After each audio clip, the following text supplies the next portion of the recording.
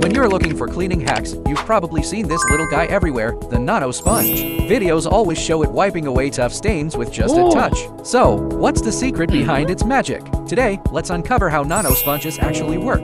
First off, let's clear up a common misconception. Nano sponges aren't actually made of nanomaterials. Their real name is melamine foam. The nano part comes from the incredibly tiny pores inside them. These pores are so small, they're measured in microns or even nanometers. Think of them like countless microtunnels. That's why they're called nano sponges. And these microtunnels are the key to their cleaning power.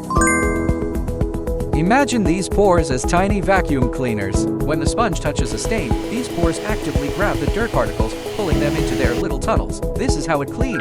And the pores have a really strong grip, so once they catch the dirt, it doesn't easily let go. Besides this grabbing action, nano sponges also use physical friction to remove stains. While they feel soft, their surface isn't perfectly smooth. As you rub, the nano sponge creates friction with the stain, like using a superfine sandpaper. This helps lift away stubborn marks. But don't worry, this friction is very gentle and won't scratch surfaces and can be used with confidence.